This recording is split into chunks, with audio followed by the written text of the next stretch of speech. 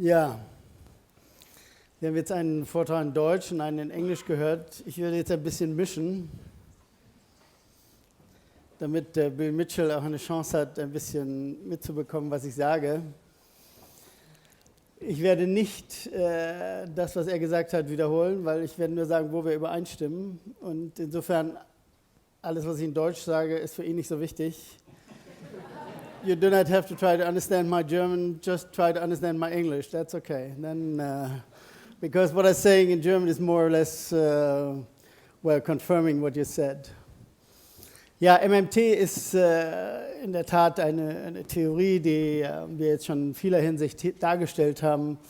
Heute Morgen hat der Dirk Ehns ja auch nochmal einige Elemente genannt. Der Bill hat jetzt das ein bisschen ausführlicher noch dargestellt und zum großen Teil stimmen wir überein. Es ist nicht so, dass es da jetzt eine ganz große Abweichung gäbe. Die ersten beiden Folien waren vollkommen in Ordnung. Ne? Das machen wir auch dauernd. Wir stellen die Salden ein bisschen anders dar, als er sie jetzt dargestellt hat.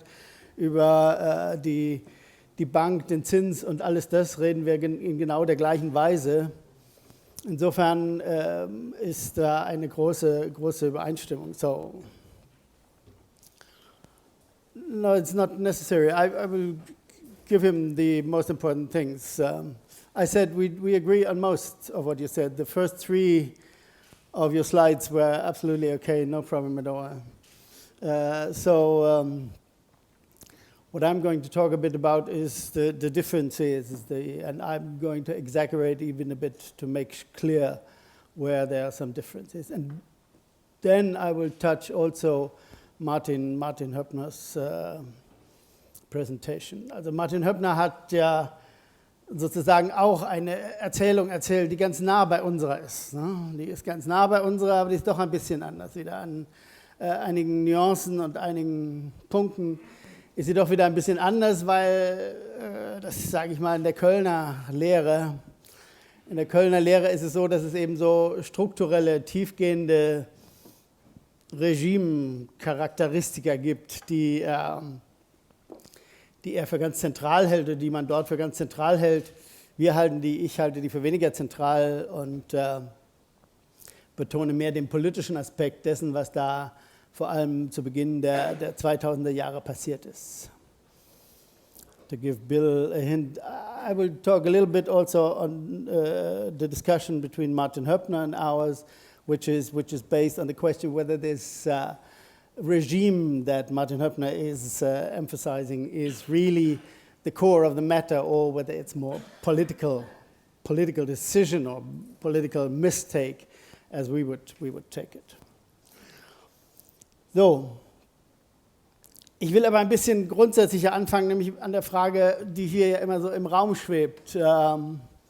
Wechselkursregime, warum ist das eigentlich so kompliziert? Warum ist es so kompliziert, ein vernünftiges Wechselkursregime zu finden? Der Martin Höppner ist ja ziemlich weit zurückgegangen, hat versucht, auch da ein bisschen historisch etwas zu finden.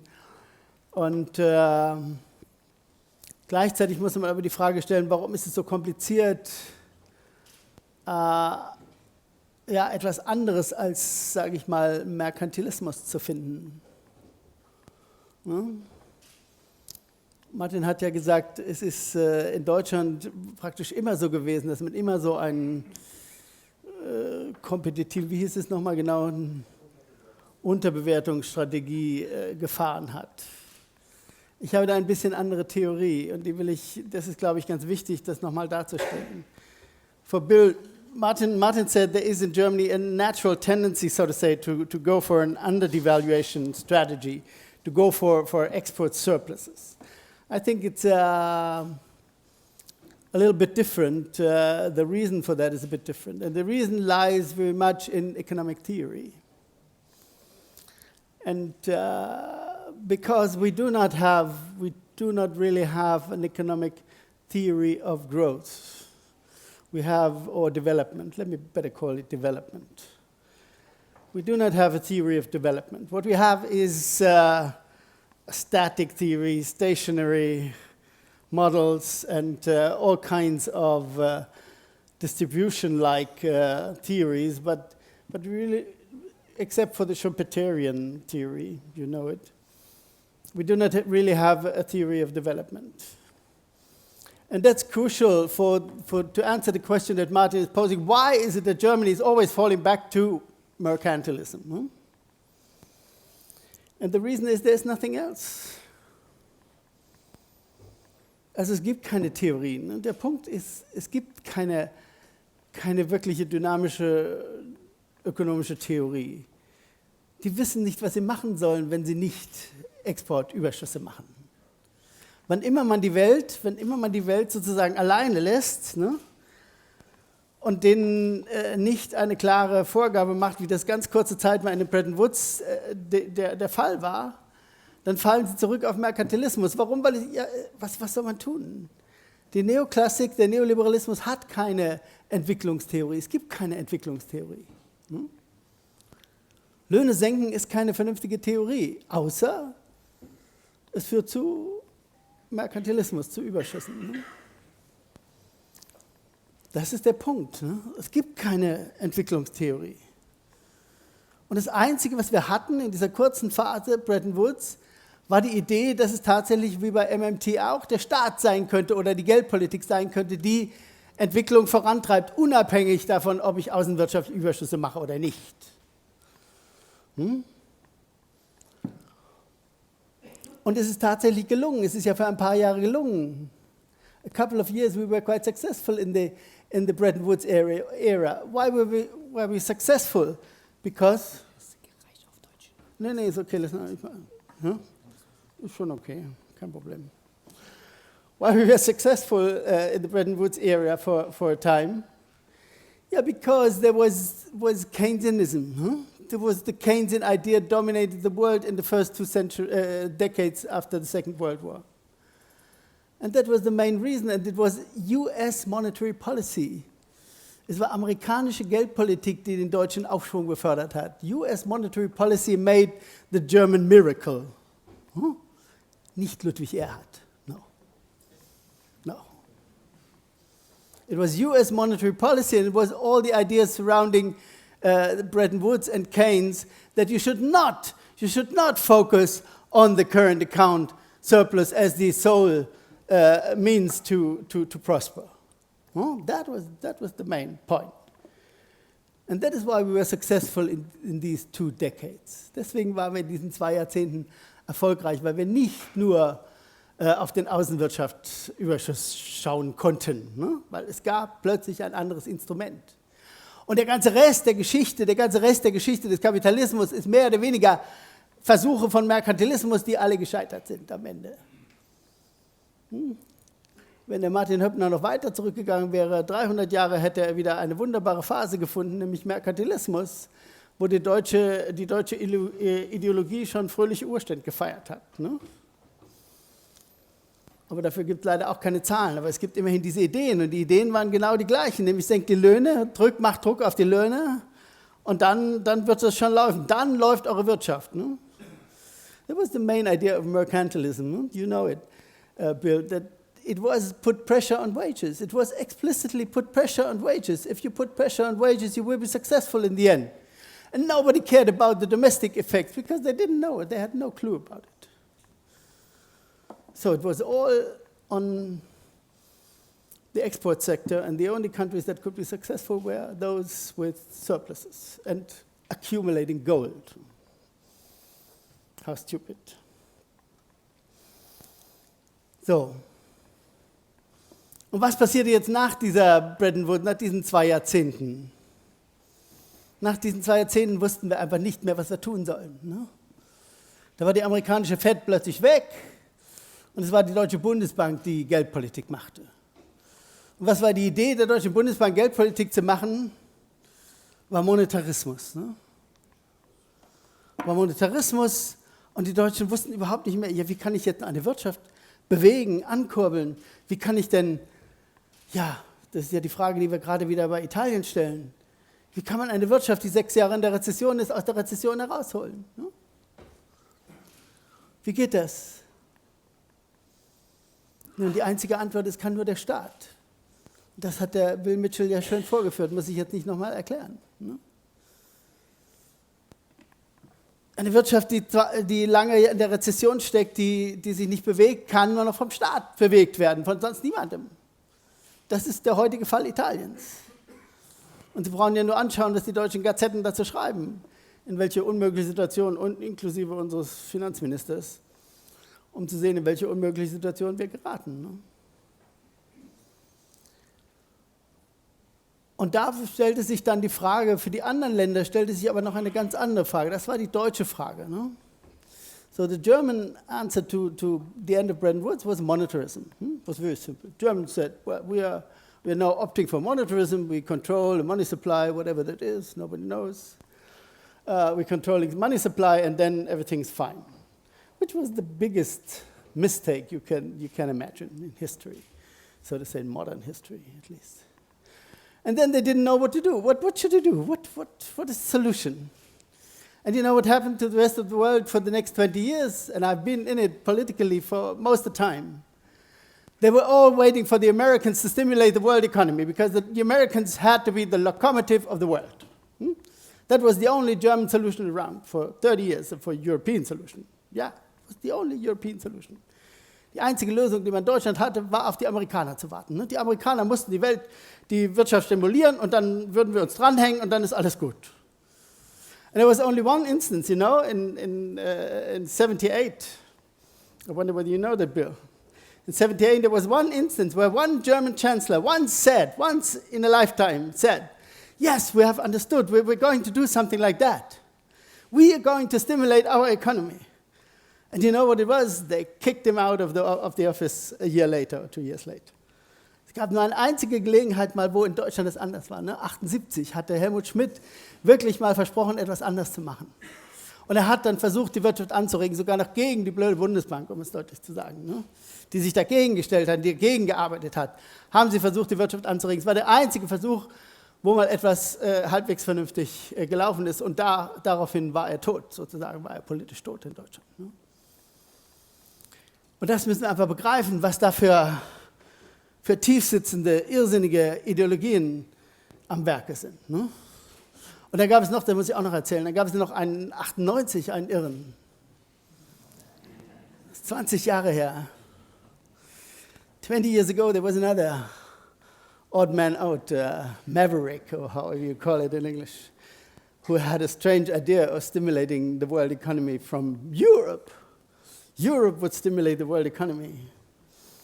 You know what Larry Summers said? It was my colleague at that time. Larry Summers said, you're the only guy, he said, I think for the last 20 years, but before that for the last 300 years, who has understood what we are talking about all the time. Also Larry Summers hat wirklich zu mir gesagt, Sie sind der einzige Mensch, der einzige Deutsche, der seit 20 Jahren, also seit Helmut Schmidt, aber davor seit 200 Jahren wahrscheinlich, verstanden hat, worüber die Amerikaner die ganze Zeit reden, wenn es um die Weltwirtschaft geht. But, you know, that guy was also kicked out very quickly. So, was sollte Deutschland tun? Was sollte Deutschland tun? Deutschland wusste nicht, was es tun sollte. Und dann kam das, was man immer getan hat, reflexartig. Da hat der Martin Höppner schon einen Punkt, der sagt, das ist immer irgendwie wie angeboren sozusagen. Aber es war auch Verzweiflung. Sie wussten nicht, was sie tun sollten. 2002, 2003 wusste diese Schröder-Regierung nicht, was sie tun sollte. Und dann haben sie, weil sie nicht wussten, was sie tun sollten, haben sie einfach Neoklassik gemacht. Ne? Sie haben abgeschrieben vom Sachverständigenrat die Agenda 2010 und haben Lohnsenkung gemacht. Endlich mal wieder. Ne? And you see, the Germans were desperate in the beginning of the 2000s. They didn't know what to do. And what did Chancellor Schröder do? He copied neoclassical economics. He took it from the 5 crazy wise men in Germany and produced wage cutting. Yeah, that was the only idea that they had, wage cutting. Cut wages, and then everything will be fine. But by coincidence, there was monetary union. By coincidence. Yeah, and this way we destroyed the monetary union. Wonderful. And one thing, Martin, in your wonderful story is, very problematic. Because what you say there has always been disinflationary tendencies in Germany. But it was before, between 1950 and 1998 or 2000. It was always when the others had very high inflation, or higher, not very high, never very high, but higher inflation rates in Europe. All the others had higher inflation rates. Even the Americans had quite high inflation rates compared to Germany. But that was over at that time. At that time, what we are talking about in the monetary union, there was the agreement, the official, explicit agreement that everybody would stick to the German inflation target and nothing else. Der Unterschied zu der Geschichte von Martin Höppner ist, dass früher hatten die anderen hohe Inflationsraten und da war wollte Deutschland immer weg von, wollte Deutschland immer niedrigere Inflationsraten haben, was man noch in irgendeiner Weise begründen kann. Aber Anfang der 2000er kann man nichts mehr begründen, weil da gab es nichts mehr. Es gab ein gemeinsames Einverständnis, dass man sich auf die deutsche Inflationsrate würde einigen werden, dass man die deutsche Inflationsrate akzeptieren würde. Und das wurde von Deutschland unterlaufen. Ne? Das wurde von Deutschland, die anderen haben deutsche Inflationsrate akzeptiert, aber selbst das wurde von Deutschland unterlaufen. Und ich behaupte, es war schlichte Verzweiflung. Sie wussten nicht, was sie tun sollten. Und sie haben nicht mehr bedacht, dass es diese außenwirtschaftliche Wirkung wird. Wenn ich wie Herrn Schröder und die anderen kenne, es war nicht mal bewusst. Sie haben es nicht mal gewusst, was da passiert. Sie haben nur einfach die Löhne gesenkt, weil das so schön klang, weil der Mainstream das behauptet hat. Ne? Na gut, so viel zu diesen beiden Stories. Ich will aber noch einen wichtigen Punkt machen, nämlich den über das Wechselkursregime als solches. Warum ist es dazu gekommen? And I will make one further point, then I stop. We have time enough to discuss everything. But this point is particularly for you, Bill. Namely, why was it that in Europe there was such a strong tendency towards a fixed exchange rate system? Why were they always keen to be, so to say, to be dominated by Germany, or they wanted to have Germany as an anchor? You know the anchor approach. The anchor approach is very famous. And Europe has always applied the anchor approach. But why did it apply the anchor approach? And here comes your question about flexible exchange rates. And here we clearly disagree. Because the flexible exchange rate never worked in a way that was expected by theory. It never worked in the way it was expected by economic theory. And it even led to disastrous overshooting and undershooting. It led to disastrous overshooting and undershooting. And there were many incidents like that. Take Brazil in the beginning of the 2000s. You mentioned Iceland. But you did not mention the disastrous results that the appreciation of the Icelandic krona had on Iceland, and later on the depreciation, because both were dramatic. But the appreciation was much worse, clearly because it destroyed all the structures they had built there.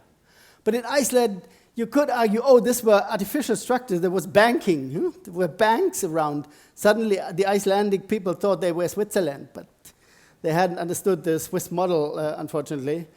But they thought they were Switzerland because they were flooded by international money. Why were they flooded by international money?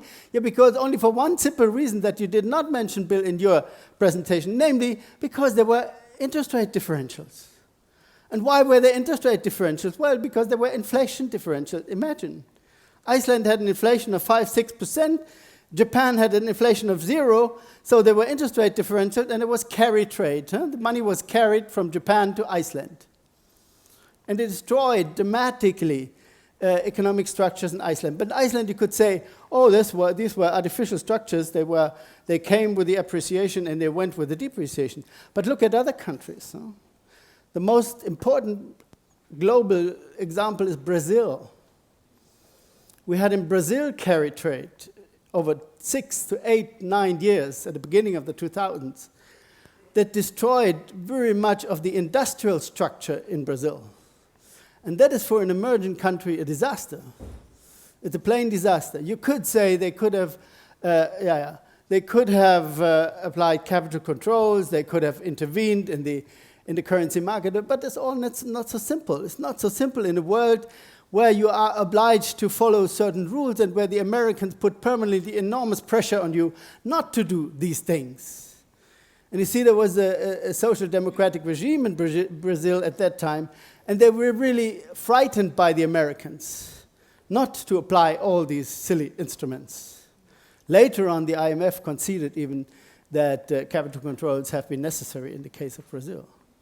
But flexible exchange rate brought enormous damage to the country. And you may remember that the Brazilian finance minister said there was a currency war ongoing against Brazil. And he was right. He was absolutely right. And it was due to flexible exchange rate and nothing else, because the flexibility of the exchange rate allowed the people, the hedge funds and the banks, to carry the money around the world and to exploit opportunities and to destroy the system, because it was, you got the interest rate differential, but if enough of these idiots went to Brazil, they would get, in addition, an appreciation charge, would get an appreciation premium in addition to the interest rate differential. And that brought about the huge incentive to go there, and that brought about the enormous damage.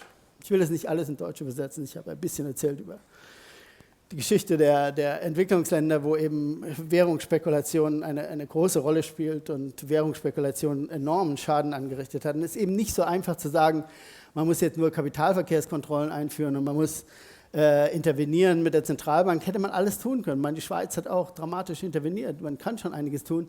Aber es muss auch immer der politische Rahmen gesehen werden. Die Brasilianer hätten nicht dürfen das alles tun, was andere Länder dürfen. Korea durfte nur hohe Importzölle haben, weil sie das Bollwerk gegen Nordkorea waren. Die Japaner durften bestimmte Dinge tun, weil sie das Bollwerk in Asien waren. Die Brasilianer waren nichts, die durften nichts tun und die standen unter enormem Druck. Und das muss man auch sehen. Es ist nicht so einfach, dass man sagt, tut dies und jenes und ihr seid ja völlig frei.